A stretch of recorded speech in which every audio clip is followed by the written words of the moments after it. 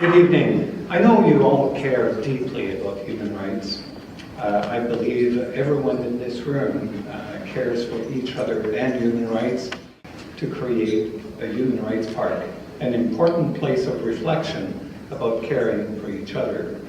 The original idea is from Fred Soufi. Fred, you can wave your hand right there. He's advocated for the protection of human rights for decades.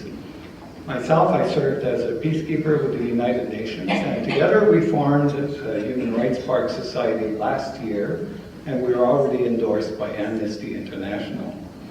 Around the globe, after events where human rights were abused, people want to make sure that future generations remember. They build monuments because they hope that these abuses will never happen again. All cultures find ways to express their own society's achievements and struggles. And sculpture parks around the world reflect these local achievements and struggles. And often art is what helps us to bridge language and cultural barriers. What we propose is not new. Imagine a trail across a long pedestrian bridge or in a park. You discover a group of sculptures. There's a panel to read about the artists, their inspiration. There's a bench to sit and reflect. And then you walk to the next piece of public art. So there are monuments for peace, war memorials, and sculpture parks, but there is no park dedicated to human rights anywhere. The Human Rights Park Society thinks that it's more important now than ever that we build one.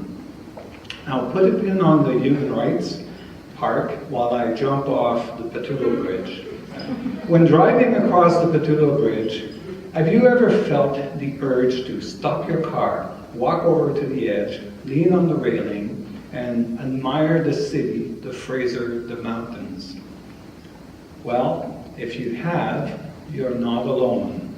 Everybody feels exactly the same way. Bridges provoke this kind of reaction. They provide a very unique 360 view that's absolutely priceless.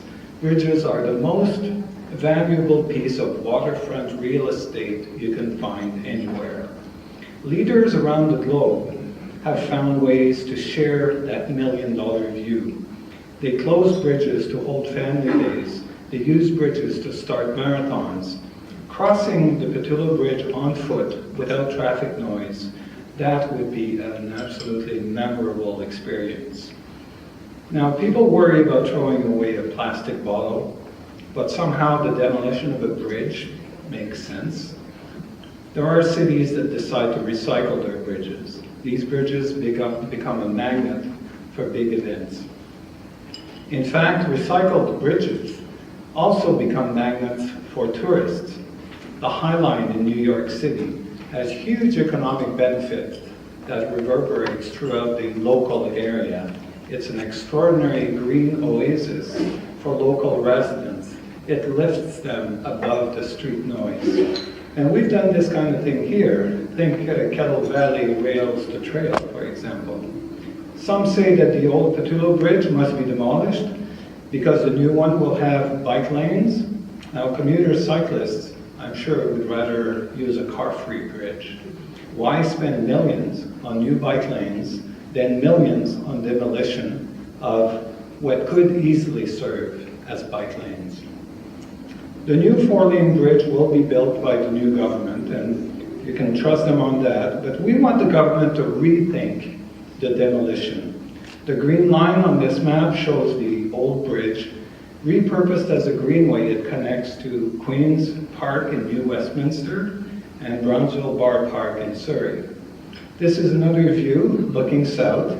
The old bridge already connects to Surrey's bicycle network, and on the New Westminster side, this Petulo Bridge Greenway connects with 2 existing greenways along the Marine Drive. So this is the next slide is what the Green Bridge might look like. And oh look, there's sculptures on the bridge. We've come full circle. You could remove the pin. We've come full circle to the Human Rights Park.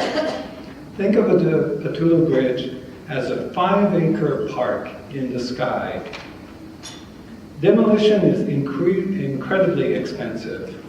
The new Portman Bridge opened in 2012. 4 years later, demolition was still going on, and it cost $130 million.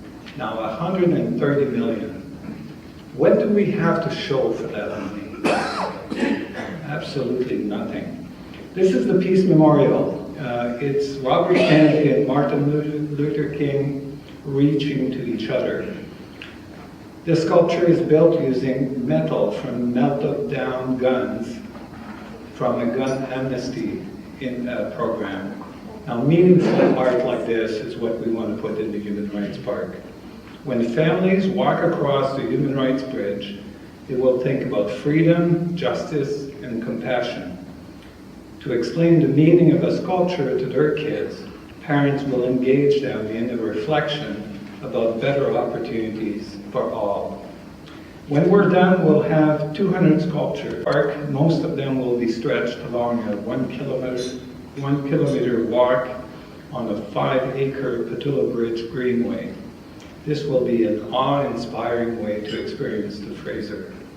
So many ethnic groups, immigrants, and minorities are denied respect, human dignity, clean water, housing, and other basic rights. Please join us.